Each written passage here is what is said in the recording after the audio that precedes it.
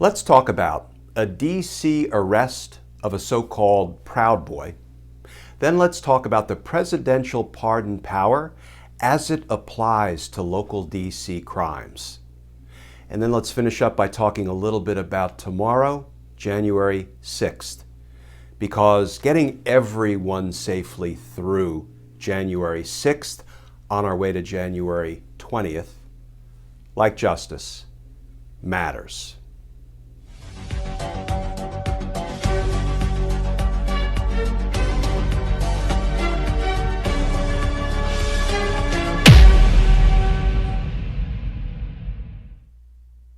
Hey all, Glenn Kirshner here. So yesterday, one of the so-called leaders of the so-called Proud Boys, a young man named Enrique Tarrio, got himself arrested right here in Washington, D.C. What did Enrique do?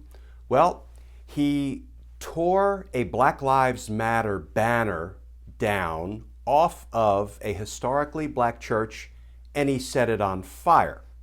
So the police had gotten an arrest warrant for Enrique Tarrio for destruction of property. Now, when he got locked up yesterday, Enrique had some things he shouldn't have had.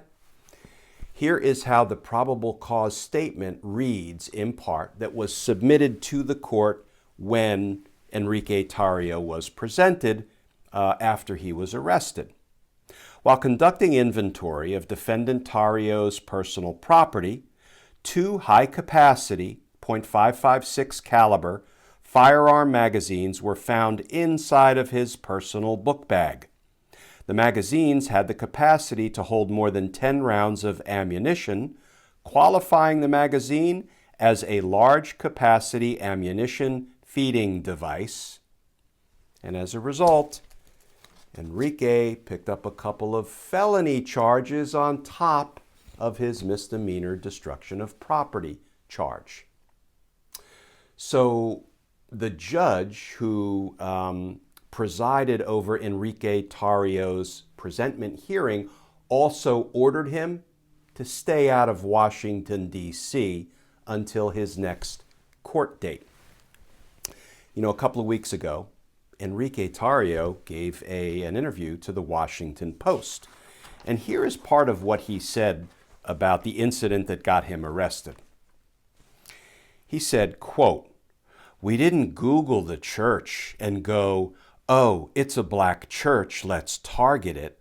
The sign was taken down because of what it represents. If they want to get me for destruction of property, I won't even give them a fight. I'll tell them I'm guilty." And in another interview, he said, "And I'm damn proud of it." Well, yesterday, Enrique walked into court and pleaded not guilty. Guess maybe he wasn't so proud of it after all. So you may have seen a couple of days ago, I posted a video cautioning, advising all of the Donald Trump hate groups, all of the boy groups, the Proud Boys, the Boogaloo Boys, the Wolverine Boys, all of the boy bands.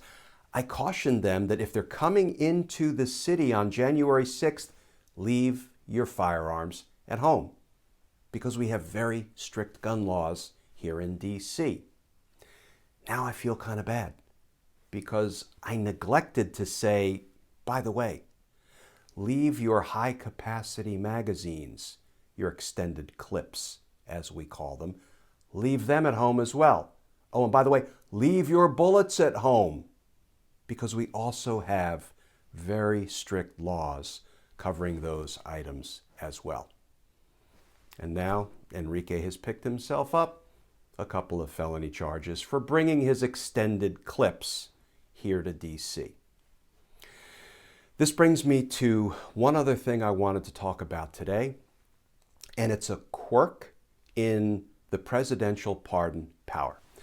Now, we all know a president has the authority to pardon people for federal crimes. We also know the president does not have the authority to pardon anybody for state crimes. Here's the thing. D.C. is not a state. D.C. was chartered essentially as a federal city.